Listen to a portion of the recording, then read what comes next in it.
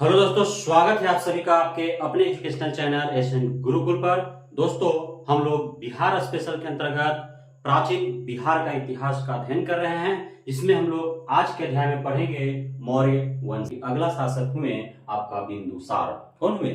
बिंदुसार। आपका जो भी यहाँ पे वर्ष दिए गए हैं, समय काल कार्यकाल दिए गए हैं, इस पे विशेष आपको जाना नहीं है, क्योंकि इसमें काफी कुछ इतिहासकारों के बीच मतभेद रहे हैं। इसके वजह से प्राचीन काल और मध्य काल का जो ईसवी सन होता है, उससे अब के परीक्षाओं में प्रश्न कम पूछे जा रहे हैं, है ना। आधुनिक इतिहास आप पढ़ेंगे तो उसकी जो आपका डाटा है, इस तरह से समय काल, वर्ष, ईस्वी, वो सब थोड़ा ध्यान में रखना होता है। लेकिन ये आपकी जानकारी के लिए जो है हमने यहाँ पे डाटा इनपुट कर दिया है, ताकि ये बात आपको ध्यान में रहे, है ना।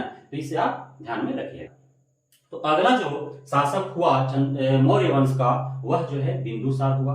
बिंदुसार के बारे में हम लोग जानते हैं कि बिंदुसार के बारे में कौन कौन सी मुख्य बातें हैं, जिससे जुड़ा प्रश्न जो है आपके परीक्षा में आते रहे हैं और आते आएंगे भी, जिसे आपको ध्यान में रखना है। तो बिंदुसार को जो है अमित्र घात की संज्ञा दी गई है ना। इतिहासकारों ने इन्हें अमित्र घात की संज्ञा दी है। अमित्र घात का मतलब होता है शत्रु विनाशक। यह जो है अपने शत्रुओं का विनाश करने वाला था, इसलिए इसे अमित्र घात कहा गया। नहीं, जो मित्र नहीं है, इसका जो शत्रु है, अमित्र माने जो मित्र नहीं है, उसका घात कर दिया, आघात कर दिया, है ना। शत्रुओं का नाश करने वाला कहलाया।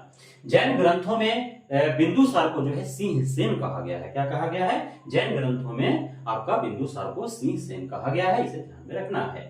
तक्षशिला में जब बिंदुसार मगध के शासक थे, उस समय जो है तक्षशिला में विद्रोह हो रहे थे। तो उसमें दो विद्रोह जो हैं के नाम सामने आते हैं, और इन विद्रोहों को दबाने के लिए जो है बिंदुसार अपने जो है बेटा को भेजता है, पुत्र को भेजता है। उसमें पहले जो है वह पहला जो विद्रोह हुआ था, उसे दबाने के लिए अपने पुत्र सुसीम को भेजता है, लेकिन सुसीम जो है विद्रोह को दबाने में असफल हो जाता है। उसके बाद जो विद्रोह हुआ, उसमें जो है अपने पुत्र अशोक को भेजता है, और अशोक जो है अपने कुशलता के बदौलत जो है वह वहां पे जो विद्रोह हो रहा था तक्षशिला में, उसे वो दबा देता है। उसके बाद अशोक जो है वह नजरों में आ जाता है कि अशोक जो है अगला शासक बनने के योग्य है। और अशोक के बारे में हम लोग पढ़ेंगे, आप सुने भी हैं सम्राट अशोक के बारे में। इसने जो है एक महान शासक था, वह मगध साम्राज्य के विस्तार में महत्वपूर्ण योगदान दिया है, जो आगे हम लोग पढ़ेंगे।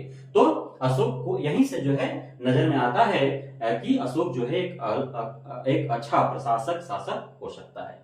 उसके बाद बिंदुसार के बारे में जो है वह विदेशी शासकों से भी संबंध के बारे में पता चलता है इतिहास से। उसमें आपका सीरिया शासक जो है एंटियोकस का नाम आता है। सीरिया शासक एंटियोकस, किसका? सीरिया शासक एंटियोकस का नाम आता है। और एंटियोकस को बिंदुसार ने पत्र भेजा था, और पत्र में उन्हें जिक्र था कि वे जो है सीरिया के शासक एंटियोकस जो हैं, उनसे बिंदुसार ने पत्र के माध्यम से सूखे अंजीर की मांग की थी, अंगूरी शराब की मांग की थी, और दार्शनिक का भी उन्होंने मांग किया था। जिसमें जो सीरिया शासक एंटियोकस थे, वे बिंदुसार के जो है दो मांगों में मांगा। उन्होंने सूखे अंजीर तो भेज दिए, अंगूरी शराब भी उन्होंने भेज दिया, लेकिन दार्शनिक उन्होंने नहीं भेजा, यह कहकर कि दार्शनिक जो है हमारे यहाँ से भेजने की प्रथा नहीं है ना। उसके बाद जो है मिस्र के राजा से भी इनके संबंध होने की बात सामने आती है। और मिस्र के राजा उस समय टॉलमी द्वितीय फिलाडेल्फेसस थे, है ना। तो कहीं कहीं टॉलमी द्वितीय भी नाम आ जाता है, कहीं कहीं फिलाडेल्फेसस भी नाम आ जाता है। तो आपको टॉलमी द्वितीय फिलाडेल्फेसस ध्यान में रखना है। कुछ भी आए तो आपका दिमाग जो है वहां पे टिक जाए, है ना। तो मिस्र के राजा टॉलमी द्वितीय फिलाडेल्फेसस ने एक राजदूत जो है चंद्रगुप्त आपका बिंदुसार के दरबार में भेजा था, और उस राजदूत का नाम था डायोनोसिस। तो ऐसा प्रश्न आता है आपका मेघाअश्निज के बारे में, है ना। तो प्रश्न आएगा कि मेघाअश्निज जो है किस मौर्य वंश के किस शासक के जो है कार्यकाल आया था? तो वह था चंद्रगुप्त मौर्य के शासनकाल में। आपका जो है डायोनोसिस किसके शासनकाल में आया? तो वह आया बिंदुसार के शासनकाल में, है ना। तो ये आपको याद रखना है। उसके बाद जो है बिंदुसार से इतनी मुख्य बातें थी जो आपको ध्यान में रखना है। उसके बाद बिंदुसार का उत्तराधिकारी अशोक होता है, जिसके बारे में हमने आपको बताया कि वह जो है तक्षशिला का विद्रोह को जो है वो दबाने में सफल हुआ था। उसके बाद से जो है कयास जो है लगाए जा रहे थे, कार्य होने में सफल है, सक्षम है। और अगला उत्तराधिकारी जो है अशोक ही अपने बलबूते बना, है ना। काफी इसके परिवार में जो है इसे अपने परिवार से ही युद्ध करना पड़ा। उसके बाद जो है यह मगध साम्राज्य का शासक बनता है। इसीलिए आपको एक यहाँ पे दिख रहा है कि बिंदुसार का शासन काल 273 में समाप्त हो जाता है, जबकि अशोक 269 बीसी में बनता है। यानी कि यह जो है 4 वर्ष है ना, जो 4 वर्ष का जो गैप है वह 4 वर्ष में जो है अशोक अपने परिवार से ही द्वंद्व करता है ना।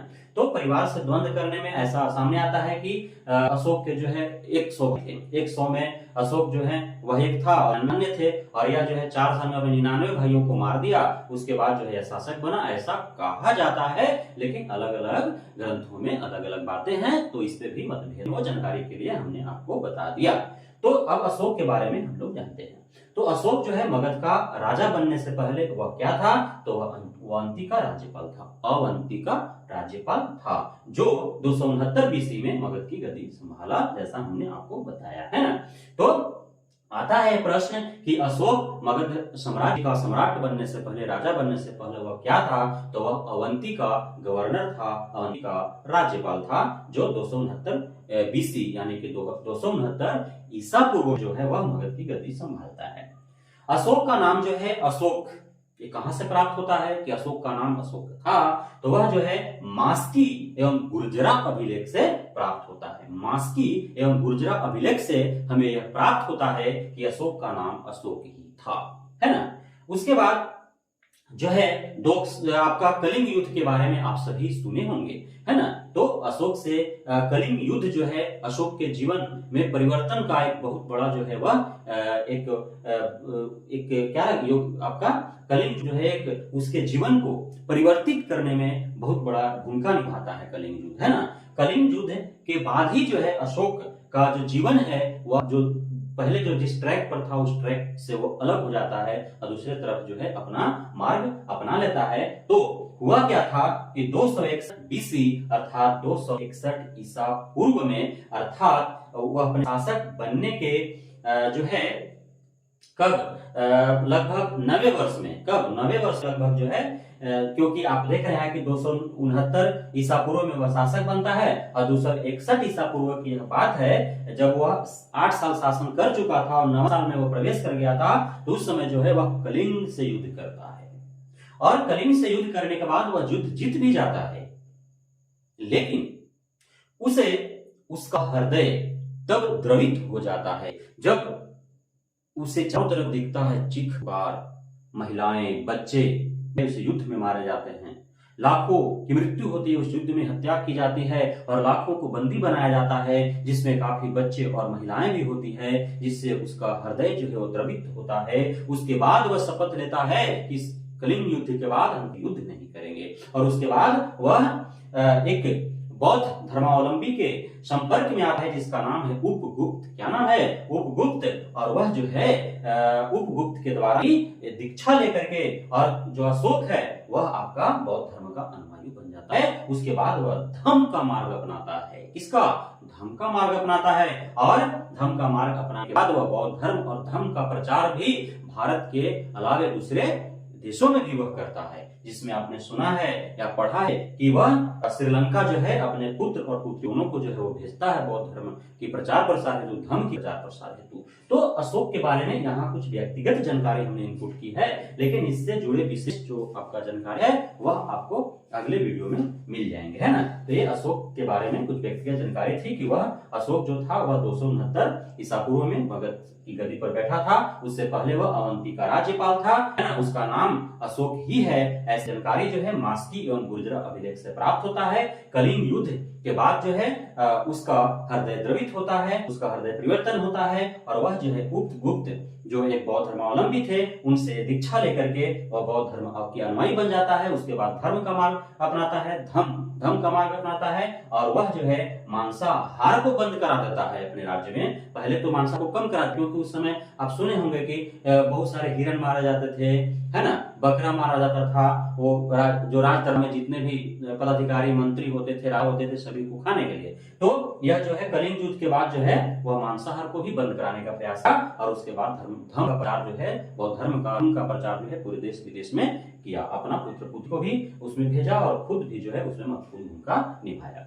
उसके बाद जो है बृहदत्त के बारे में पढ़ना है। अशोक के बाद जो है कई और भी इनके उत्तराधिकारी आए, लेकिन उनसे जुड़ी हुई कुछ महत्वपूर्ण बातें हैं नहीं जिससे प्रश्न आपका पूछा जाता है, और वो कुशल थे नहीं, उतने प्रतापी थे नहीं, तो उनकी चर्चा यहाँ पे नहीं होती है। लेकिन आपका प्रत्येक वंश में अंतिम जो शासक होता है उसके बारे में तो पढ़ना ही है। तो बृहद्रथ जो है वही मौर्य वंश का जो है अंतिम शासक होता है। कौन? बृहद्रथ। ये आपको ध्यान में रखना है कि मौर्य वंश का अंतिम शासक कौन था, तो वह था बृहद्रथ, है ना। अंतिम शासक जो है मौर्य वंश का वो बृहद्रथ है, और उसकी हत्या किसके द्वारा की जाती है, तो उसकी हत्या की जाती है पुष्यमित्र शुंग के द्वारा। और इससे ही आपके ध्यान अब जो है आया गया होगा कि शुंग वंश की स्थापना किसने की थी, तो पुष्यमित्र शुंग ने की थी। और मौर्य वंश के बाद मगध साम्राज्य का शासक जो है शुंग वंश के द्वारा ही किया जाता है, जिसका स्थापना पुष्यमित्र शुंग ने किया था। तो इस प्रकार आप देख पा रहे हैं कि चंद्रगुप्त मौर्य ने धनानंद का हत्या करके मौर्य वंश की स्थापना की, और मौर्य वंश